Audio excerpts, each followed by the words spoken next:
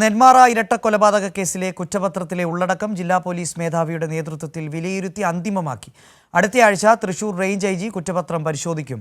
സച്ചിനുണ്ട് വാർത്തയുടെ വിശദാംശങ്ങളുമായി. സച്ചിൻ, കേരളത്തെ ഞെട്ടിച്ച ഒരു കൊലപാതക കേസ്, അതിലെ കുറ്റപത്രത്തിലെ ഉള്ളടക്കം ഇപ്പോൾ പോലീസ് മേധാവിയുടെ നേതൃത്വത്തിൽ ജില്ലാ പോലീസ് മേധാവിയുടെ നേതൃത്വത്തിൽ വിലയിരുത്തി അന്തിമമാക്കി. എന്താണ് ഈ ഉള്ളടക്കത്തിൽ പറയുന്നത്? ഒപ്പം മറ്റു വിവരങ്ങൾ കൂടി.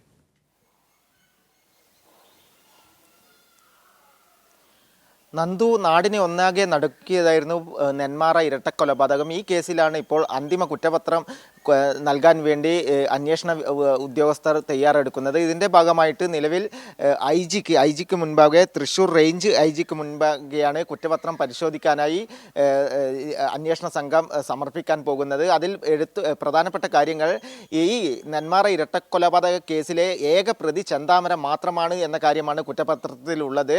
അതുപോലെ തന്നെ കഴിഞ്ഞ ജനുവരി 27 രാവിലെയാണ് കൊലപാതകം നടന്നിട്ടുള്ളത്.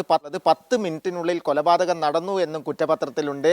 രാവിലെ 9:58 10:08 10 മണിക്ക് 8 മിനിറ്റിന് ശേഷം ആ സമയത്തിനിടയിലാണ് കൊലപാതകം നടന്നത് എന്നതാണ് കുറ്റപത്രത്തിലുള്ളത്. അതുപോലെ തന്നെ കുറ്റപത്രത്തിലുള്ള മറ്റൊരു കാര്യം, 120-ലധികം സാക്ഷികളാണ് നിലവിൽ ഈ കേസുമായി ബന്ധപ്പെട്ടുള്ളത്. അതിൽ 8 പേരുടെ രഹസ്യമൊഴി രേഖപ്പെടുത്തി കഴിഞ്ഞിട്ടുണ്ട്. നേരിട്ട് കുറ്റകൃത്യം കണ്ടു എന്ന് സംശയിക്കുന്ന ആളുടേത് അടക്കമുള്ള രഹസ്യമൊഴി രേഖപ്പെടുത്തിയിട്ടുണ്ട്.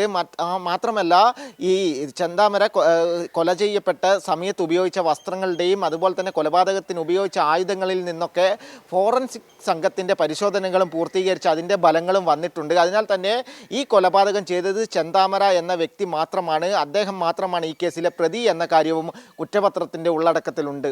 നന്ദു.